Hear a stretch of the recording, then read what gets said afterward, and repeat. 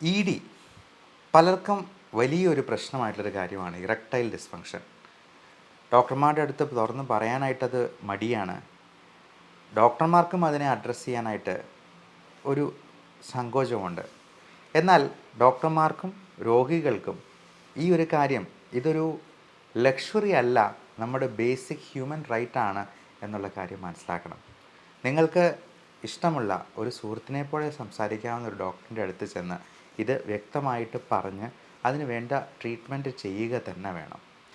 ഈ E D എന്ന് പറയുന്നത് കൂടുതലും മാനസികമായിട്ടുള്ള പ്രശ്നങ്ങൾ കൊണ്ട്, ആങ്സൈറ്റി കൊണ്ട് ഉണ്ടാകുന്നതാണ് എന്നുള്ളതാണ് നമ്മൾ മനസ്സിലാക്കേണ്ടത്. അതിനൊരു ഉദാഹരണവും ഞാൻ പറയാം. ഇപ്പോൾ സെക്സ് ചെയ്യാനായിട്ട് തയ്യാറായി നിൽക്കുന്ന സമയത്ത് നമ്മുടെ കട്ടിലിനിടയിൽ ഒരു പാമ്പിനെ കണ്ടെന്ന് വിചാരിക്കുക. എല്ലാം റെഡിയായിട്ട് നിൽക്കുമ്പോൾ ആ സമയത്ത് പെട്ടെന്ന് നമ്മുടെ ഇമോഷൻ ഒന്ന് ചേഞ്ച് ചെയ്യുന്നാൽ, നമ്മുടെ കോൺസെൻട്രേഷൻ ഒന്ന് ഡൈവേർട്ടായി പോയി കഴിഞ്ഞാൽ പിന്നെ നമുക്ക് സെക്സ് ചെയ്യാൻ കഴിയുമോ? അതുപോട്ടെ, നമ്മുടെ അടുത്ത ആരെങ്കിലും മരിച്ചു എന്നറിയുവാണ്, നമ്മുടെ ബന്ധുക്കൾ ആരെങ്കിലും അല്ലെ സുഹൃത്തുക്കൾ ആകസ്മികമായിട്ട് മരണപ്പെട്ടു എന്ന് പെട്ടെന്നൊരു വാർത്ത കേട്ടു. തീർച്ചയായിട്ടും ആ വാർത്ത കേട്ട് കഴിഞ്ഞാൽ എത്ര സെക്സ് ചെയ്യാൻ തയ്യാറായി നിൽക്കുന്ന ഒരാളാണെന്നുണ്ടെങ്കിലും ഇറക്ഷൻ സംഭവിക്കാതെ പോകും.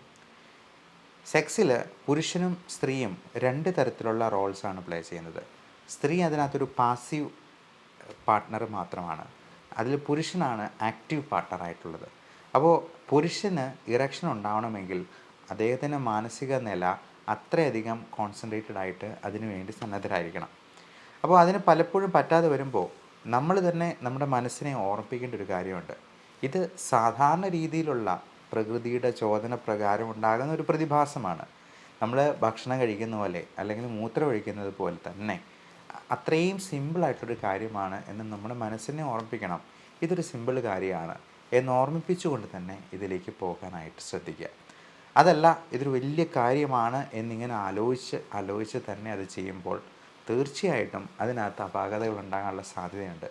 ഇത് ശരിയാവുമോ എന്നിങ്ങനെ പേടിച്ച് മിക്കവാറുമൊക്കെ ഗൾഫിൽ ജോലി ചെയ്യുന്നവരുമൊക്കെ നാട്ടിൽ വരുമ്പം അഭിമുഖീകരിക്കുന്നൊരു വലിയ പ്രശ്നമാണ്. നാട്ടിൽ വന്നു ഒരു മാസത്തേക്ക് ലീവിന് വന്നത്, അത് ഒരാഴ്ച കഴിഞ്ഞു 2 ആഴ്ച കഴിഞ്ഞു ശരിയാവുന്നില്ല.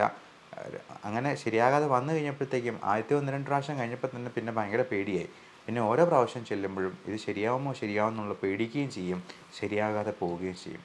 അപ്പോൾ ഇങ്ങനെയുള്ളപ്പോൾ നമുക്ക് വളരെ എഫക്റ്റീവായിട്ടുള്ള ചില മരുന്നുകൾ കൊണ്ട് ഇതിനെ ഒന്ന് മാനേജ് ചെയ്യാനായിട്ട് കഴിയും.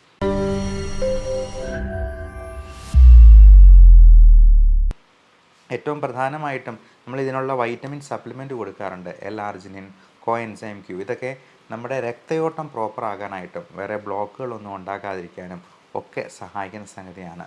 ലിംഗത്തിലേക്ക് നല്ല രക്തയോട്ടം ഉണ്ടായിരുന്നാൽ മാത്രമേ ഈ പറഞ്ഞ പോലെ നല്ല ഇറക്ഷൻ ഉണ്ടാകത്തുള്ളൂ. അതുപോലെ തന്നെയാണ് പ്രീമച്വർ ഇജാക്കുലേഷനും. അതിന് കൂടുതൽ സമയം കിട്ടാനായിട്ട് ഉള്ള കുറച്ച് ടെക്നിക്കുകളുണ്ട്. ഇങ്ങനെയുള്ള കാര്യങ്ങളെല്ലാം നമ്മൾ വിശദമായിട്ട് പലപ്പോഴും പറഞ്ഞു കൊടുക്കാറുണ്ട്. നമുക്ക് എല്ലാ കാര്യങ്ങളും ഒരു വീഡിയോയിൽ സംഗ്രഹിച്ച് പറയുക എന്ന് പറയുന്നത് പ്രാക്ടിക്കലി പോസിബിൾ അല്ല. അപ്പോൾ നമ്മുടെ അടുത്ത് ഇപ്പോൾ ഓൺലൈൻ കൺസൾട്ടേഷനായിട്ട് എടുത്ത് വരുന്ന പേഷ്യൻസിനാണെന്നുണ്ടെങ്കിലും വിശദമായിട്ട് എൻ്റെ കാര്യങ്ങളെല്ലാം എക്സ്പ്ലെയിൻ ചെയ്ത് കൊടുത്ത് അതിനുള്ള ട്രീറ്റ്മെൻറ്റ് കൊടുക്കുമ്പോഴേക്കും ആൾ ഫുള്ളി ഓക്കെ ആയി പോകുന്ന ഒരു കാര്യം നമുക്കും സന്തോഷകരമായിട്ടുള്ള ഒരു സംഗതിയാണ്. അതേപോലെ തന്നെ ഇതിൻ്റെ പേരിലുണ്ടാകുന്ന ചൂഷണങ്ങൾ പലപ്പോഴും അശാസ്ത്രീയമായിട്ടുള്ള പല മാർഗങ്ങളിലൂടെയും രോഗികൾ ഇങ്ങനെ സഞ്ചരിക്കുന്നുണ്ട്. ഇതിനുള്ള പല തരത്തിലുള്ള പരസ്യങ്ങളും കണ്ട് അതിൽ നിന്നും പൈസ ചിലവാക്കി ചിലപ്പോൾ ആരോഗ്യം കൂടെ നഷ്ടമാക്കി വരുന്ന ഒരു കാഴ്ചയും നമ്മൾ കാണാറുണ്ട്. മനസ്സിലാക്കുക, 1993 വയാഗ്ര കണ്ടുപിടിച്ചത്. ഈ വയാഗ്ര അടങ്ങിയിട്ടുള്ള പല രീതിയിൽ അടങ്ങിയിട്ടുള്ള പല തരത്തിലുള്ള മരുന്നുകളും പല പേരുകളിൽ പലയിടത്തായിട്ട് ഡിസ്ട്രിബ്യൂട്ട് ചെയ്യുന്നുണ്ട്. എന്നാൽ ഈ വയാഗ്ര ഒരു പ്രത്യേക ഡോസിൽ തന്നെ കഴിച്ചില്ല എന്നുണ്ടെങ്കിൽ ഒത്തിരി ഡോസ് കൂട്ടി കഴിച്ചാൽ, പ്രത്യേകിച്ച് 50 വയസ്സ് കഴിഞ്ഞിട്ടുള്ള ഡയബറ്റീസോ ഹൈപ്പർ ടെൻഷനോ ഒക്കെ ഉള്ള ആൾക്കാർക്ക് അത് ഒത്തിരി കഴിച്ചു കഴിഞ്ഞാൽ ഹാർട്ട് അറ്റാക്ക് വരെ വരാനുള്ള സാധ്യതയുണ്ട് എന്നുള്ളത് പ്രത്യേകം ഓർമ്മിപ്പിക്കുന്നു. അതോടൊപ്പം നമുക്ക് ആങ്സൈറ്റി കുറയ്ക്കാനുള്ള മരുന്നുകളും ചിലപ്പോൾ ഇതിൻ്റെ കൂടെ ആവശ്യമായിട്ട് വന്നേക്കാം. കാരണം ആ ആങ്സൈറ്റി കുറച്ചില്ല എന്നുണ്ടെങ്കിൽ ഒരിക്കലും ഫലപ്രദമായിട്ടൊരു സെക്ഷൽ ഇൻ്റർകോഴ്സ് പ്രാപിക്കാതെ വരും. ആളുകൾ ഇതിനു വേണ്ടി എത്രമാത്രം പൈസ ചിലവാക്കുന്നു എന്നുള്ളത് ചിലപ്പം നമ്മളെ തന്നെ ഞെട്ടിപ്പിക്കുന്നതാണ്. മുമ്പ് ഒരു പേഷ്യൻ്റ് വന്ന് പറഞ്ഞാണ്, ടൈഗർ ടെസ്റ്റിസിന് വേണ്ടി പുള്ളി ലക്ഷങ്ങളാണ് പിടിച്ചത്. 1-2 ലക്ഷം രൂപ കൊടുത്ത് ടൈഗർ ടെസ്റ്റിസ് വാങ്ങിച്ച് എങ്ങനെ ഉപയോഗിച്ചു എന്നുള്ളത് ഞാൻ ചോദിക്കാൻ പോയില്ല. കാര്യം ഇങ്ങനെയുള്ള അബദ്ധധാരണകളാണ് നമ്മുടെ നാട്ടിൽ പല പുരുഷന്മാരും വെച്ച് പുലർത്തുന്നതെന്നുള്ളതാണ്. അപ്പോൾ പുരുഷന് ശരിക്ക് പെർഫോം ചെയ്യാൻ പറ്റില്ലെങ്കിൽ സ്ത്രീ ഇട്ടിട്ട് പോകുമോ, ഭാര്യ വല്ലവരുടെയും കൂടെ പോകുമോ എന്നുള്ളൊരു പേടി ഒരു വശത്ത്, ഇതെല്ലാം ചേർന്ന വല്ലാത്തൊരു സിറ്റുവേഷനിലാണ് പല രോഗികളും നമ്മൾ വന്ന് കാണാറുള്ളത്. അപ്പോൾ ഇതിന് ശാസ്ത്രീയമായ പിന്തുണയുള്ള ഒരു ചികിത്സാ ശാഖയിൽ നിന്ന് തന്നെ ട്രീറ്റ്മെൻറ്റ് എടുക്കാനായിട്ട് പ്രത്യേകമായിട്ട് ശ്രദ്ധിക്കുക.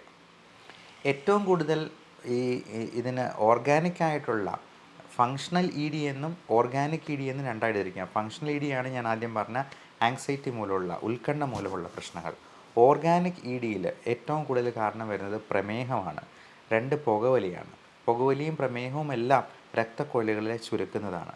അതുപോലെ ഹൈപ്പർ ടെൻഷൻ പോലുള്ള കാര്യങ്ങൾ, ഒത്തിരി അമിതവണ്ണം ഉള്ളവർക്ക് ടെസ്റ്റോസ്റ്ററോൺ ലെവൽ കുറഞ്ഞു പോകും, ഫാറ്റി ലിവർ ഉള്ളവർക്ക് ഒക്കെ ഇത്തരത്തിലുള്ള പ്രശ്നങ്ങളുണ്ടാകാൻ സാധ്യതയുണ്ട്. അപ്പോൾ വെയിറ്റ് കുറയ്ക്കുക എന്നുള്ളതും നല്ല എക്സസൈസ് ചെയ്യുക എന്നുള്ളതും ടെസ്റ്റോസ്റ്ററോണിനെ ബൂസ്റ്റ് ചെയ്യാൻ അത്യാവശ്യം വേണ്ട കാര്യങ്ങളാണ്. ഇനി അടുത്ത കാര്യം, പലപ്പോഴും തൈറോയിഡിൻ്റെ അബ്നോർമാലിറ്റി മൂലം പല ആൾക്കാർക്കും ഈ പറഞ്ഞ ഈ സെക്ഷുവലായിട്ടുള്ള ഫീലിങ്സിൽ മാറ്റം വരാറുണ്ട്. അത് സ്ത്രീകൾക്കാണെങ്കിലും പുരുഷന്മാർക്കാണെങ്കിലും തൈറോയിഡിൻ്റെ പ്രവർത്തനം കറക്റ്റാണോ എന്ന് ഉറപ്പ് വരുത്തണം. അതേപോലെ 50 വയസ്സ് കഴിഞ്ഞിട്ടുള്ള പുരുഷന്മാരിൽ പ്രോസ്റ്റേറ്റ് ഗ്രന്ഥികളിൽ വീക്കമുണ്ടാകുമ്പോഴത്തേക്കും ടെസ്റ്റോസ്റ്ററോൺ ലെവൽ കുറയാം, ഹോർമോൺ ലെവലിൽ ഇംബാലൻസ് ഉണ്ടാകാം. അപ്പോൾ അതും പ്രത്യേകമായിട്ട് നോക്കേണ്ടതാണ്. ഇനി ഇതിനോട് താല്പര്യമില്ലാത്ത, അപ്പോൾ ഹോമോസെക്ഷുവാലിറ്റിയിൽ താല്പര്യമുള്ള ആൾക്കാരുണ്ടാകാം, പിന്നെ മറ്റു തരത്തിലുള്ള മാനസിക പ്രശ്നങ്ങളുള്ളവരുണ്ടാകാം. അപ്പോൾ അങ്ങനെയുള്ളവരൊക്കെ ഒരു ഐഡൻറ്റിറ്റി ക്രൈസിസിലൊക്കെ ഇരിക്കുന്ന ആൾക്കാർക്കും ഈ സെക്ഷൽ പ്രോബ്ലം ഒരു വലിയ പ്രഹേളികയായിട്ട്, ഒരു ചോദ്യചിഹ്നമായിട്ട് അവരുടെ മുമ്പിൽ നിൽക്കും. അത് അങ്ങനെയുള്ളവരെ നമുക്ക് കറക്റ്റ് ചെയ്യാനായിട്ട് റിപ്പീറ്റഡ് ആയിട്ടുള്ള കൗൺസിലിംഗ് സെഷൻസും സിറ്റിങ്സും ഒക്കെ വേണ്ടി വരുന്നതായിട്ട്. വേറൊരു പ്രത്യേകതരം കണ്ടീഷനുണ്ട്, POIS, post orgasmic illness syndrome എന്ന് പറഞ്ഞാൽ.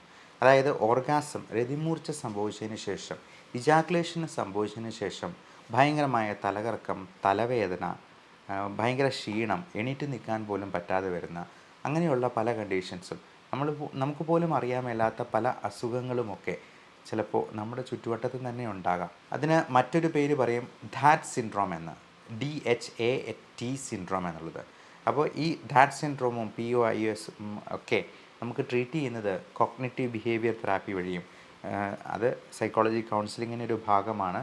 അതേപോലെ തന്നെ ആൻറ്റി ഡിപ്രസൻസും ആൻറ്റി ആങ്സൈറ്റി മരുന്നുകളുമൊക്കെ പലപ്പോഴും ആവശ്യമായിട്ട് വരും. ഈ മരുന്നുകൾ കൊണ്ട് മാത്രമേ പലപ്പോഴും ഇങ്ങനെയുള്ള രോഗികളെ അതിൽ നിന്ന് മുക്തരാക്കി കൊണ്ടുവരാൻ പറ്റുള്ളൂ. ഇതിൻ്റെ സൈഡ് ഇഫക്റ്റിനെ കുറിച്ച് നിങ്ങൾ ഒരു തരത്തിലും പേടിക്കേണ്ട. കാരണം ഇതെല്ലാം പഠിച്ചിട്ടാണ് നമ്മുടെ രോഗിക്ക് പ്രശ്നമുണ്ടാക്കുന്ന ഒരു മരുന്ന് നമ്മൾ തരുന്നത്. നമ്മുടെ റെപ്യൂട്ടേഷൻ തന്നെ കളയുന്ന ഒന്നാണല്ലോ. അതുകൊണ്ട് ഡോക്ടർമാർ ഒരിക്കലും അങ്ങനെയൊന്നും ചെയ്യില്ല എന്നുള്ളത് മനസ്സിലാക്കുക. അപ്പോൾ ആ ഒരു ട്രസ്റ്റോടു കൂടി ഇതിന് ശാസ്ത്രീയ പിന്തുണയുള്ള ഒരു ചികിത്സാ ശാഖ തന്നെ തിരഞ്ഞെടുക്കുക. എല്ലാവർക്കും നല്ല ശാരീരിക മാനസികാരോഗ്യം ആശംസിക്കുന്നു. Love and regards, doctor Bipin Jose.